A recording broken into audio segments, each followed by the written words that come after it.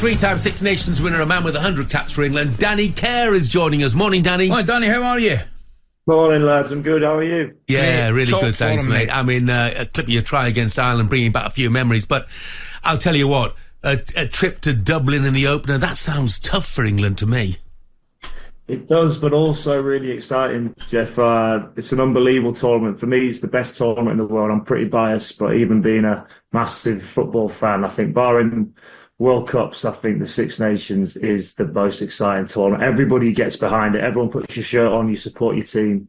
And I can't wait for opening weekend. It's going to be amazing. I'm ashamed, mate. I'm just saying to Jeff earlier on 5 minutes ago, I'm as excited for this tournament as I've ever been. I love my rugby. Tell me how difficult the task is for England, Danny. Will it be made any easier with the fact that obviously Andy Farrell's commitments with the Lions, I think Simon Easterby's coming in to the equation, but just to put it into perspective, England beat them, I think, last year, and you correct me if I'm wrong, I think England beat them to stop them doing 2 consecutive Grand Slams, which is remarkable in itself, but they're going this year for the 3rd title in a row, which has never been achieved. Yeah, they're an unbelievable team. Obviously the best team in Europe the last couple of years, going for something that's not been done before in 3 tournaments in a row. Yeah, it was nice to stop them winning the Grand Slam last year, but it's a tough task going to Dublin opening night. Ireland are a team full of unbelievable rugby players. And with Andy Farrell away, Simon Easterby, who's stepping in as a world-class coach. Yeah. He's been in that environment for a long time. So the tournament's incredible. It's the 25th year. It's the anniversary. That's why I'm here today, speaking to you with the partnership with Greene King. 25 years of the best tournament in the world, kicking off this weekend.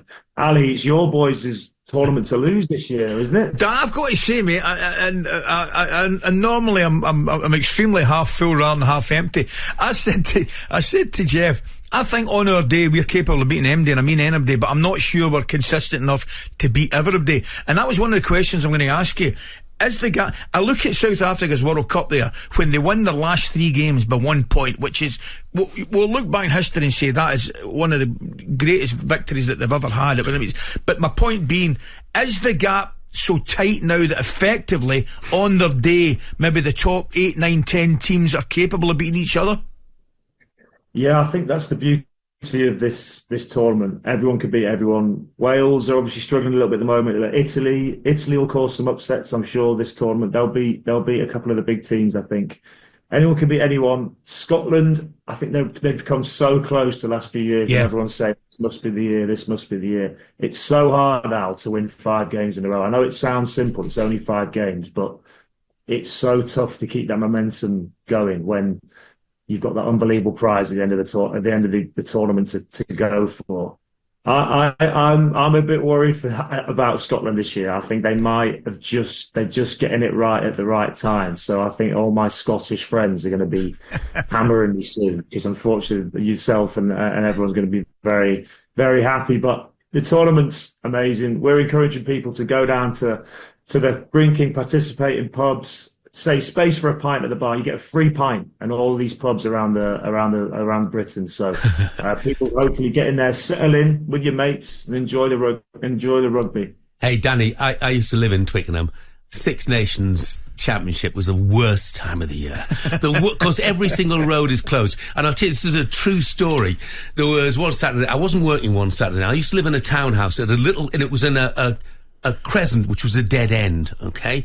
So there's no reason to come down it whatsoever. And I've been out doing a bit of shopping on Saturday morning. We have a tiny square of grass at the front of the house. When I came back to the house, some people had set up a picnic table on my front lawn, because we were about 400 yards away from Twickenham. It was just, it was sensational. Danny, tell me, mate, just a quick one I was going to say to you there. The tournament, you think in the recent years you get guys like obviously Johnny Sexton, Alwyn Davis, Dan Bigger, Owen Farrell. These guys have obviously moved on. Tell me some of the young guys that are going to come in, we're going to look forward to seeing, that have the opportunity to perhaps catch being a Lions tour year, Andy Farrell's eye. Yeah, it's a massive year. Obviously you've got the Six Nations, but all of these lads will know if you play well in this, you give yourself a massive opportunity to wear that famous red jersey in the summer. For me, someone like Alex Mitchell, hopefully he's fit this weekend for England, will be a massive boost. I think he's going to have a massive 2025. And also, looking at looking at sort of English close to home, Marcus Smith's a good friend of mine. He's the type of player that gets everyone off their seats. He's the type of player that the fans want to watch. You want to be sat in your pub watching Marcus Smith do his thing on the big screen. So all these lads, it's a massive year, but you've got to focus on the first game. Yeah. First game for England away in Ireland. I can't wait, lads. I'm going as a punter for the first time ever. I'm going to go watch a Six Nations match with my wife. We'll see the home games. I know a garden you can go and have a picnic in. Anyway. I'm not there anymore. Look, and of course the curtain raiser is France against Wales. Do you fear a bit for the Welsh, Danny? Yeah, the Welsh, obviously, they're struggling a little bit at the minute. I think 12 on a row they've lost. They just need to find one win. I know it's tough, but Warren Gatland is one of the best coaches in the world. He's an unbelievable coach. They just need to find that one spark, and it might be against everyone's sort of top favourites for this tournament, Antoine Dupont's France. You know, it might just be that their back's against the wall. So I think when Warren Gatland works his magic the best, they've just got to try and find that one win that can spark unbelievable rugby nation, because you know that nation expects. Just one other little sideline here, Danny. Joe Marler, head of player welfare. How does that work? And why has it not happened before? He's always been the head of player welfare, whether he played or not. It'll be an interesting meeting, that. I wish I was still a player to just walk in a room and see him in a serious capacity, without falling off my chair laughing. So, no, Joe Marler loves rugby. He loves England rugby. He'd still love to be playing it if his body could. So I'm sure Joe will help that team. Oh, look, he's a top lad. Brilliant. We love having him in here when he comes into the talkSPORT studios. He's absolutely brilliant. What's your views on the Itoje captaincy? Yeah, it's a big change. It was a bit of a shock, to be honest. I thought Jamie George, you know, I know firsthand what he's done for that team. It's a tough ask being the England captain. It really is. You have to work incredibly hard on and off the field, and Jamie did an amazing job. And obviously Steve's thought that maybe the team needs a bit of a fresh impetus, and he's gone with Maro. Maro's an unbelievable player, one of the world-class players that England have in their squad, and you know, I'm really excited to see what Maro and Steve can conjure up, starting with this unbelievable tournament kicking off on Friday night. I know you're going to let you go, but I want to know, you're not going to be able to again as a prediction. Can Ireland make it 3 in a row?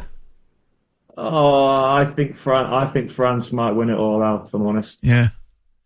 8:40 in the pub, then, not too bad, Danny? 8:40 in the morning, and already at the bar. I'll see you there at 10 o'clock, mate. What a lovely Greene King pub. Come and have a pint, lads. Yeah. Well, Alan Brazil's probably just outside now. He's probably serving you. He's trying to break the door down here.